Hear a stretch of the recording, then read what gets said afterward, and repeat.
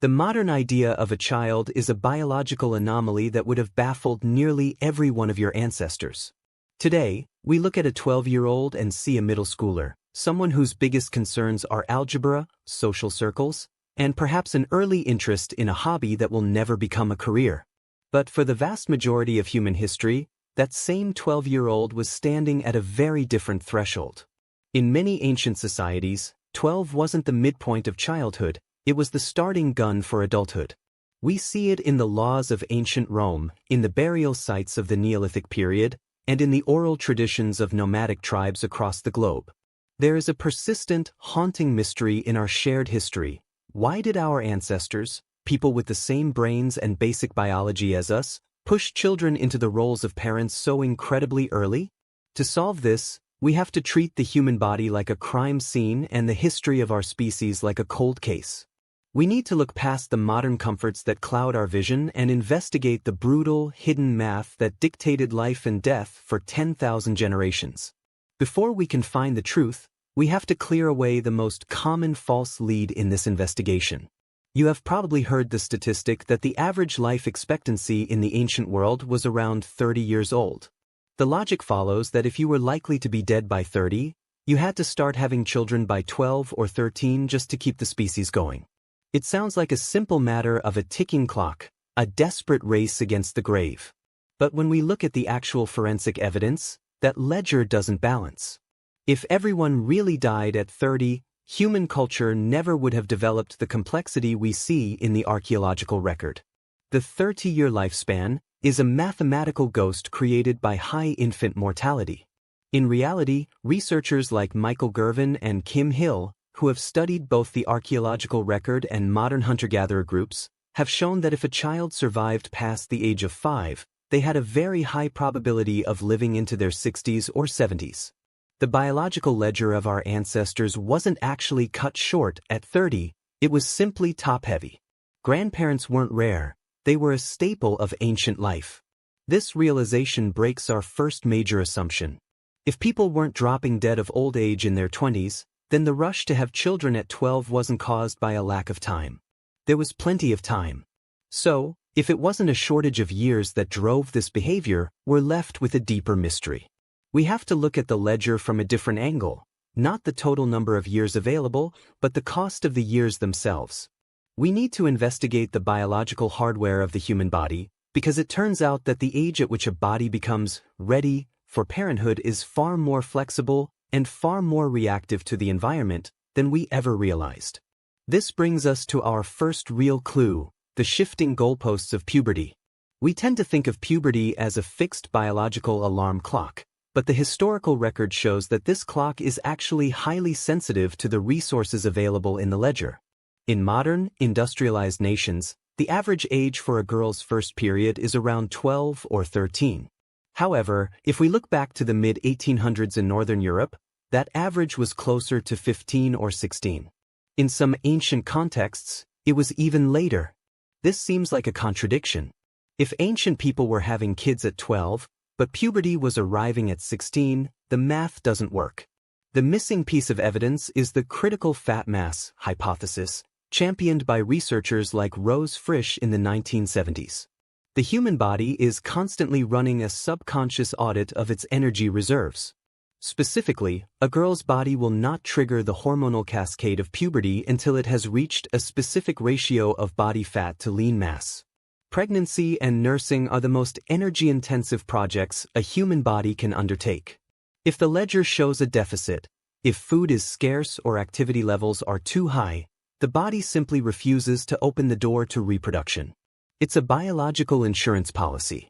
This means that in many ancient, nomadic societies where life was a constant struggle for calories, 12-year-olds physically couldn't have children even if they wanted to. Their bodies were in a state of delayed maturation. But this clue leads us to a startling realization. The 12-year-old parent wasn't a universal feature of the deep past, it was a phenomenon that appeared and disappeared based on the abundance of the environment. When a group found a stable food source, like the first grain surpluses in the Fertile Crescent, the biological ledger suddenly moved into the black. Puberty arrived earlier, and the social expectations followed. But that still doesn't explain why they chose to start so soon once the option was available. It only explains how it was possible. We are still left with a haunting question. Why would a society risk the life of a young girl by pushing her into motherhood the very moment her body allowed it? To answer that, we have to look at the concept of life history theory, which acts as the master ledger for all living things. Every organism has to decide how to spend its limited energy. Do you spend it on growing bigger and stronger, or do you spend it on reproducing as fast as possible? Biologists call this the fast versus slow strategy. In a world where the environment is stable and safe, a slow strategy is better. You wait, you grow, you gain experience, and you have children later who are more likely to survive because you are a more capable parent. But our ancestors didn't live in a safe world. They lived in a world of high extrinsic mortality. This is the scientific term for things that can kill you regardless of how healthy or smart you are: predators, sudden infections, tribal warfare, or a harsh winter. When the ledger shows that you might be snatched away by a leopard or a common cold tomorrow, the math of survival changes. Waiting becomes a massive gamble. If you wait until you are 20 to have your first child, but there is a 40% chance you'll be dead by 19 from an infected tooth or a raiding party, then waiting is effectively an act of evolutionary suicide. In high-risk environments, the fast strategy wins every time. You reproduce the moment the biological window opens because there is no guarantee that window will stay open for another year. This isn't a conscious choice made by a 12-year-old. It's a structural pressure exerted by the environment on the entire community. We see this reflected in skeletal remains from the Neolithic period, where the pelvic bones of young females often show parturition pits and other markers of early childbirth. These skeletons tell a story of a species that was under such intense pressure to replace its numbers that it couldn't afford the luxury of a 10-year adolescence. But as we dig deeper into the detective work, we find a weird anomaly. Even with this pressure, a 12-year-old mother is still at a massive disadvantage. How did these young parents and their infants actually survive without the modern medical care we take for granted? The answer is found in a hidden safety net that researchers call the grandmother hypothesis. For a long time, evolutionary biologists were puzzled by menopause. Why would a female organism keep living for decades after she can no longer reproduce? In almost every other species, once you stop breeding, you're an evolutionary dead end. But humans are different. Anthropologist Kristen Hawkes, studying the Hadza people in Tanzania, found that grandmothers were the secret weapon of human survival. In these communities, older women were the most efficient foragers. They spent their days digging for tubers and collecting calorie-dense foods, which they then funneled to their grandchildren. This allowed the young mothers, even those who were barely more than children themselves, to have more offspring more quickly.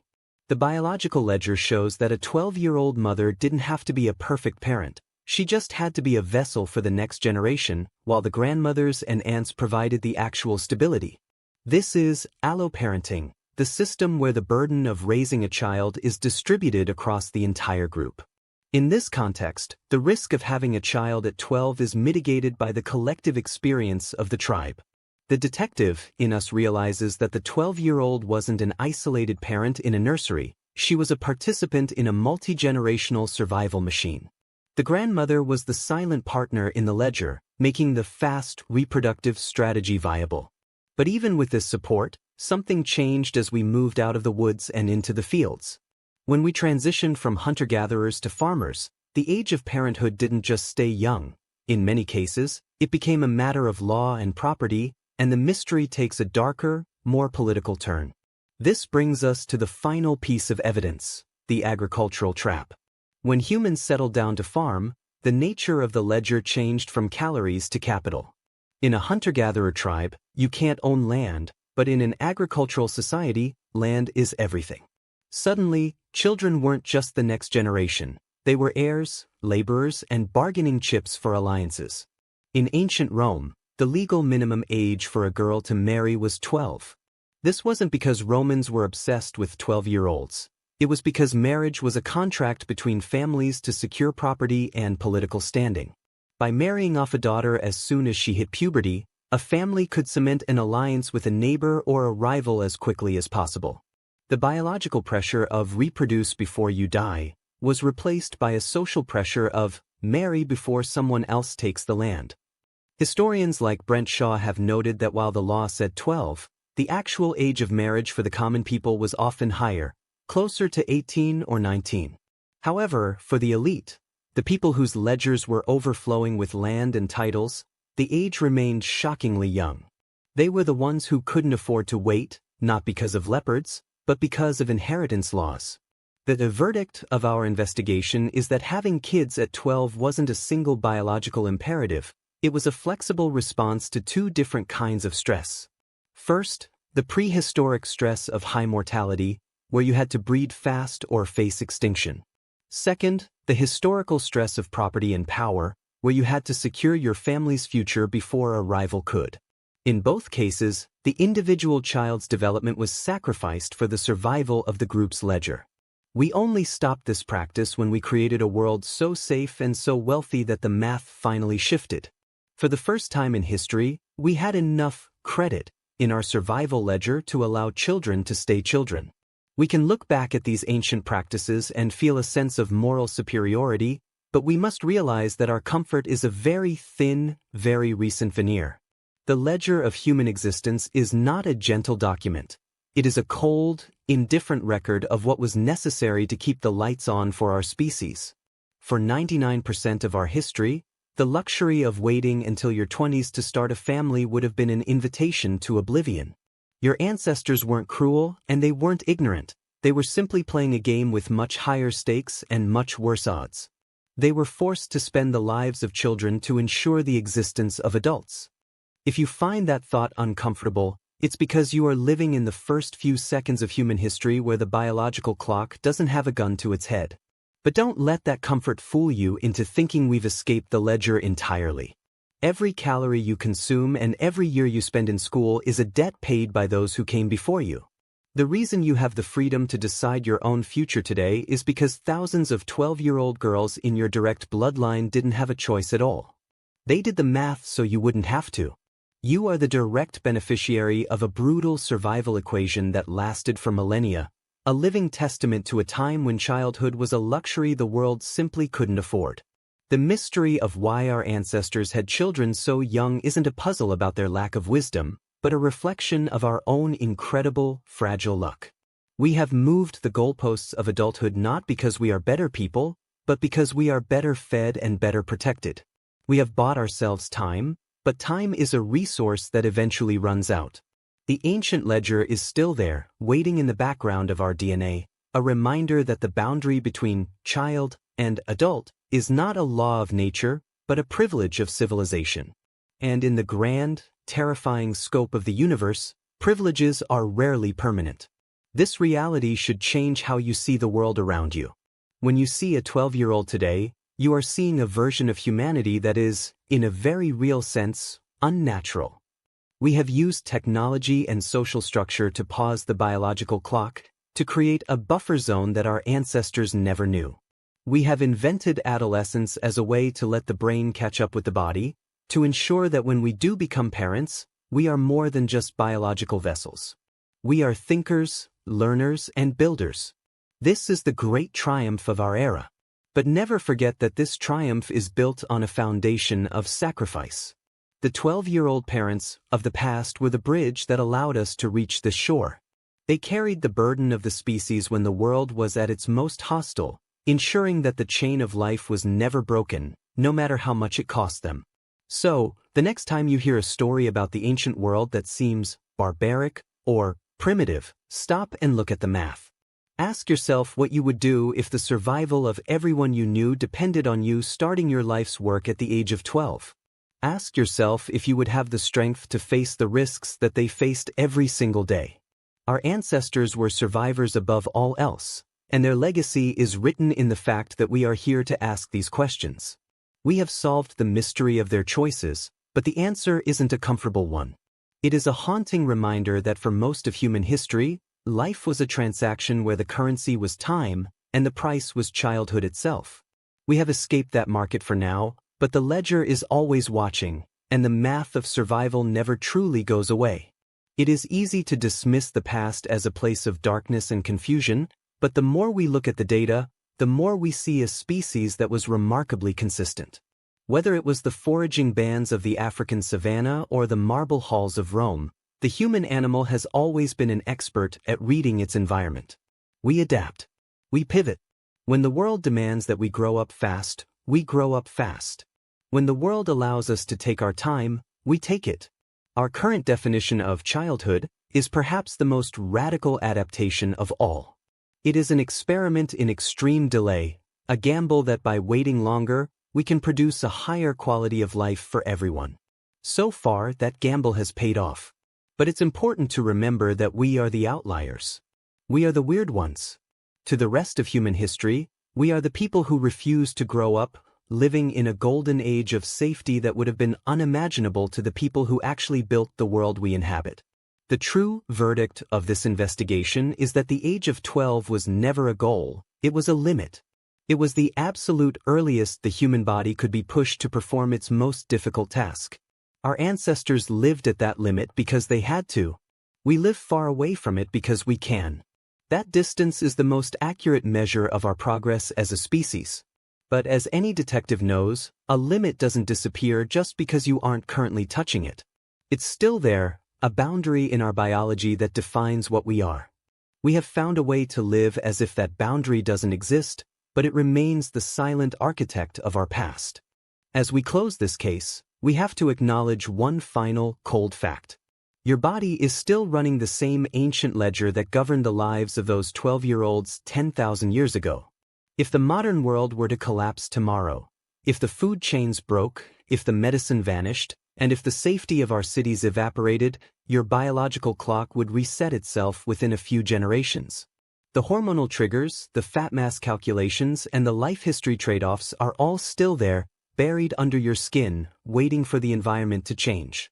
You aren't evolved past the need for early parenthood, you are simply buffered from it. If that buffer were removed, the 12-year-old adult would return, because the ledger of survival doesn't care about your math tests, your career goals, or your modern definitions of childhood. It only cares about the next generation. That is the haunting reality of our biology. You are only a child, as long as the world is rich enough to let you be one. You are living in a temporary reprieve from a 4-million-year-old rule, and the only reason you don't have to face the brutal choices of your ancestors is that you were born into a civilization that finally learned how to cheat the math of death. Every single morning that you wake up and have the luxury of worrying about your future instead of your survival, you are defying the fundamental law of your species. The history of the human race is a long, bloody struggle to protect the vulnerable, and the modern world is the closest we have ever come to winning that fight. But the fight isn't over. The survival equation is still running in the background, calculating the risks and the rewards of every life on this planet. The 12-year-old mother of the past isn't a ghost. She's a blueprint, a version of you that was optimized for a world that didn't have any margins for error. We should be grateful that we live in a world with margins, but we should also be wise enough to know that margins can be erased. The ledger never closes, it only waits for the next entry. This brings us to the final conclusion of our investigation. The reason ancient humans had children at 12 wasn't because they were a different kind of person, but because they lived in a different kind of math. They were the ones who paid the entry fee for the human race to continue, generation after generation, through ice ages, famines, and plagues. They did what the ledger demanded. And while we might find their reality haunting, we must also recognize that their resilience is the only reason we are here to study them. We are the survivors of a 4-million-year war against extinction, and the child parents of our past were the frontline soldiers. When you look in the mirror, you aren't just looking at yourself. You are looking at the end result of an unbroken chain of survivors who did whatever it took to keep the line going. That chain was forged in the heat of early childbirth and the cold math of mortality. It is a heritage of unimaginable toughness. And as you walk through your modern, safe, comfortable life, remember that the only thing standing between you and that ancient, brutal ledger is the fragile, complex machinery of the world we've built. The moment that machinery fails, the ancient rules return. You are a biological machine designed for a world of scarcity, currently living in a world of abundance, and that abundance is the only thing that keeps you from being an adult at 12. The cold, undeniable truth that shatters our modern comfort is this: you are not inherently more civilized or more evolved than the 12-year-old mothers of the ancient world. You are simply better fed, and if the calories stopped flowing today, your body would return to their brutal math before your own children reached puberty. That's a heavy thought to carry, but it is the truth. If you want to see more of these deep dives into the hidden mechanics of our history, let me know. What other barbaric parts of our past do you suspect were actually just survival math in disguise? Let's talk about it in the comments. And if you want to keep exploring these rabbit holes, you know what to do. The ledger is always open.